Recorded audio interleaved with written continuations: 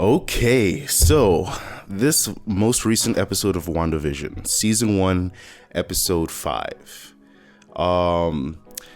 They basically, and spoiler alert, spoilers moving forward, because the MCU seems to be going all in on introducing the X-Men at this point.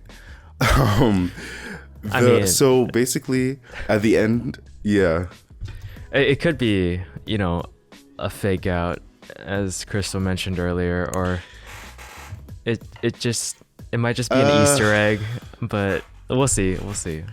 We'll get into that. Do you think so? I mean, I feel like this is so blatant. So basically, we have the Quicksilver from X-Men being introduced at the very end of this WandaVision episode.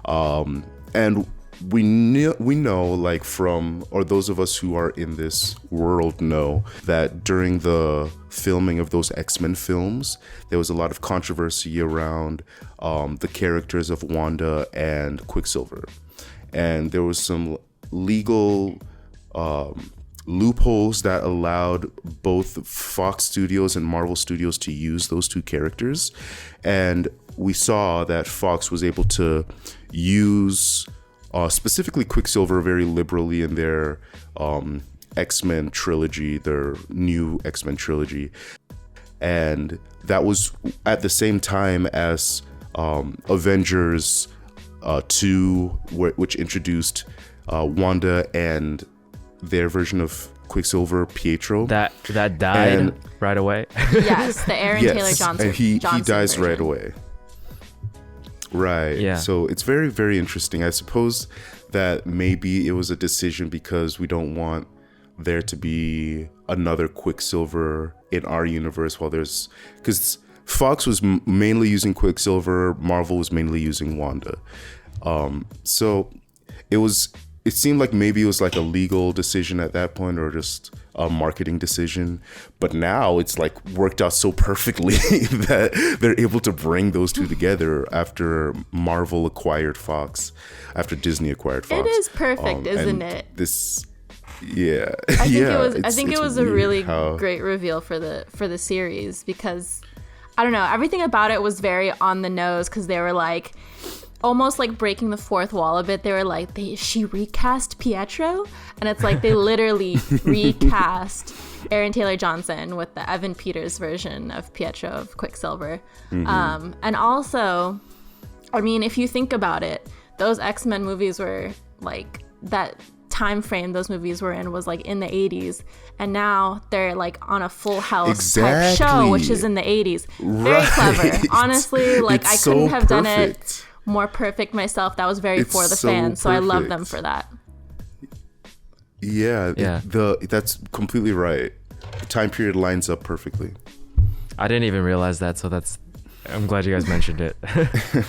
Yeah, I mean, everything is very thought out on this show, so I mean, it's very curious to try to think of like the theories of where this could go. I mean, everyone is holding out for an X-Men introduction, because everyone is saying like this could be kind of a spin on the House of M story with Wanda, where she, like, in that story she kills all the X-Men, but there are no X-Men in this universe. Maybe she creates all the X-Men, or maybe it's not even Quicksilver at all. Maybe it's Mephisto, which is, everyone is saying that's the real big bad of this series. And we don't know, because I feel like this last episode, they try to paint her like in a bad light, but like maybe there's some moments where I think maybe she's not completely like evil, and we don't know the whole story yet. Like, we of course don't know the whole story yet. Like, she could be, for all we know, protecting everybody in Westview by keeping them there. I don't know. It's just a theory. Yeah, a lot of speculation, but I do feel like this is gonna be a way they somehow introduce some of the X-Men, just because hopefully I feel like they can't use that character without introducing other X-Men, or at least like introducing how they might appear, because that's obviously going to be a question from here, right? Just by them using that actor. Right. And it's also a perfect opportunity to recast Logan, Wolverine. because we know that Hugh Jackman hung up the claws back with Old Man Logan, and we basically have been waiting or without a official Wolverine for a couple of years now. So this is also the perfect opportunity to recast his character as well. And yeah, I'm very excited, to say the least, because the X-Men team has always been my favorite superhero team, basically. Maybe not my favorite, but I've always liked them more than the Avengers. Even when the MCU took off, I loved the X-Men films as those films even more than a lot of the Marvel films. So I'm excited to be getting these characters back, and I'm very curious for what the future holds. I'm excited too. I love the X-Men. I think the characters are cooler than the Avengers. Also, they all have powers, so it's very equal to me. But I feel like in this universe, I don't know if things are gonna be watered down per se, but I feel like the X-Men movies deal a lot with oppression and everyone is discriminating against the mutants. I wonder if they're going to include that type of story in this universe. I can see that maybe happening because everyone's kind of threatened by Wanda at this point, but I don't know if it'll hit different in a bad way, It would be interesting because if they do the whole thing where Wanda becomes a villain and she creates these X-Men, then that would kind of be the reason that the rest of the world has to be afraid of prejudiced against the X-Men, as opposed to all superpowered people. They can still be we're fans of Captain America, but get those X-Men out of here. Okay. How would they? I feel that'd be very difficult for me to understand because if the only difference is that Wanda created them, how would they know? Right. I think, it would assume that there would be some sort of leak of information. I don't necessarily know, because that's also one of the things. I've talked about this before, but I'm not a fan of Marvel acquiring everything. Yeah. I wasn't a fan when they acquired Spider-Man. Definitely not a fan, I wasn't a fan when they started making the Spider-Man movies. Definitely not a fan when they acquired Fox, because I was under the assumption that the variety of movies that we were getting before was because different studios were able to work on different types of movies. And when you get rid of that, things change. So I'm a little bit worried because it does create that problem of one of the core factors about the X-Men is that they're being discriminated against by the rest of society as an allegory for racism.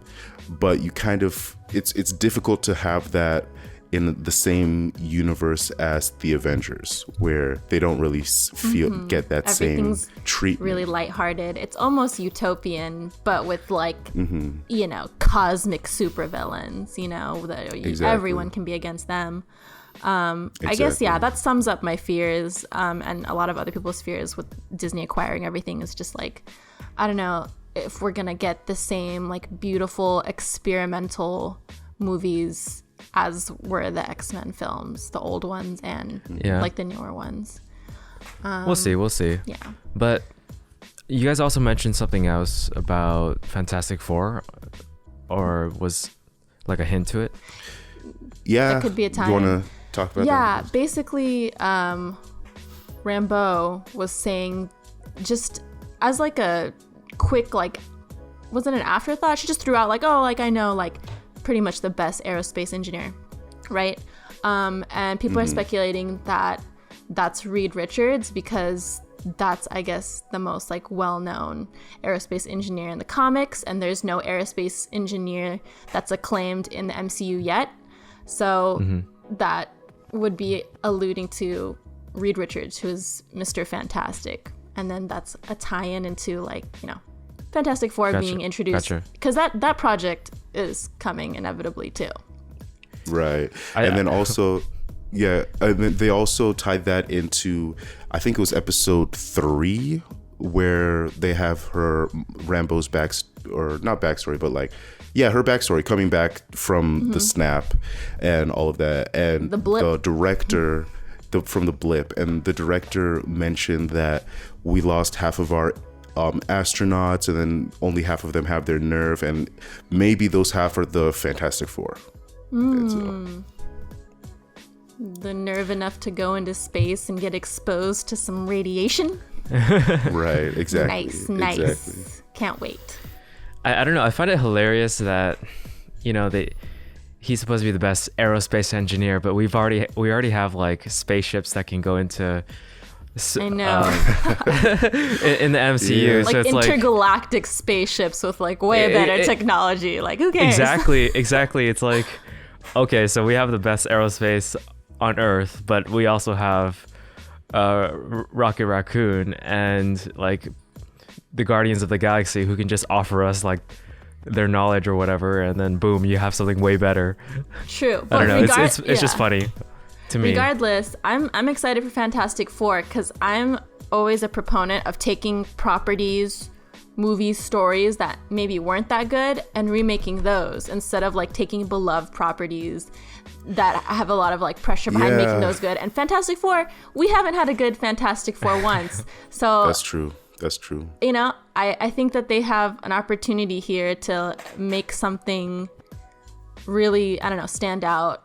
And like they can't do worse than the other Fantastic Four films, so I'm sure they're gonna go in like some cool direction with it. Also, this could be an introduction to way cooler villains than Thanos, in my opinion. We could get freaking Silver Surfer and done right, and Galactus. So Galactus, yeah, that'd be great. I mean, I can't even wrap my head around it how they do that, but I mean, I feel like that's the direction things are going if they're looking for their next big bad. I agree. I think that the Fantastic Four is definitely a property that I am more excited about, because you're right, we haven't really had a good Fantastic Four movie ever. Whereas with X-Men, I'm like, I don't know if they're gonna like live up to the great movies that have been in the X-Men franchise, but we'll see. But what this all shows me is that these Disney Plus Marvel shows basically are required watching at this point. Like it's not like the Netflix Marvel shows where, you watch Daredevil and it's fun and it's great, but it's not really connected. It's definitely not required watching for the MCU to get all the details. And then like I didn't even watch like the last season of Iron Fist or Jessica Jones or whatever, because they're just not relevant. But what this is showing is that it's definitely relevant to watch these Disney Plus Marvel shows. Yeah. That's kind of wild. And you're absolutely right. It's like, this is like, if you don't watch WandaVision, it's like not watching like one of the Marvel movies at this point. It's what it seems like. Yeah. But still, excited to see where this goes. I'm still thinking about Galactus because, I don't know, I think it'd be X-Men and Fantastic Four both coming in, both dealing with Galactus. I think we're also forgetting one important thing. What? Doctor Doom. Doctor Doom. I don't know. I was thinking about him before I said everything, and I like forgot to mention him because I was like, and MF Doom died. This will be great. Doctor Doom, dope. When he gets introduced, I hope he's not as bad as the other Doctor Dooms. He just needs to, if they introduce Doctor Doom, he just needs to come out with the Mad Villainy soundtrack behind him. Hell yeah. That would be amazing. Yeah, they I don't know. Hopefully they handle that with care, because Silver Surfer, Doom, and Galactus, like all three of them, I feel like that's the Trinity, and they need to come correct and like put some respect on their name. I think this is kind of funny because it's like we were talking WandaVision, but really the excitement comes from what WandaVision is bringing in terms of like other stuff. Exactly. That isn't part of Scarlet Witch necessarily. Right. Yeah, I mean, every time there's like a story in Marvel that's focused on one character, they're basically just like a harbinger for something else, right? Because like when we had freaking Vision, I mean, that's when things started getting really like hot and heavy with like the Thanos references. So I know all this concentration on Wanda is just going to be just a pathway to get to the next bad guy. So we'll see what's up. And maybe Wanda is that bad guy. Dun, dun, dun. Where are her friends? I don't know. With the Avengers? Yeah. Where are her friends? You know, her friends that care about her. That's a very interesting question because it's We're one gonna of see those some things. Hawkeye soon, man. Yeah, wait, no one thought to call the Avengers yet? Like, what the fuck? I don't know.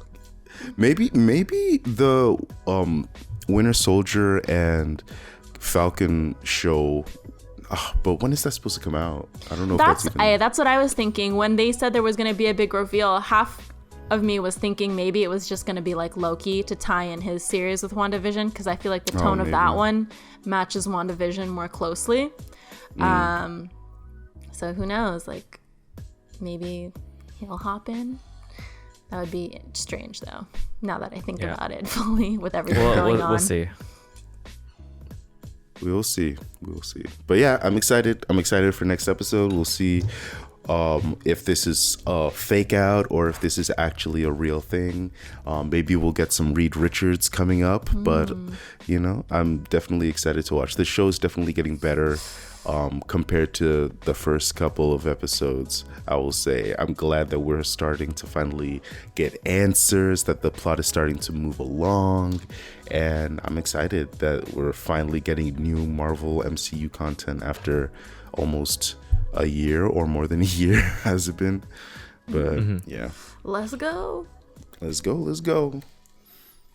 So if you guys are excited as well, please leave it in the comments. If you have any other theories that we didn't mention, also include that too. But yeah, see you later.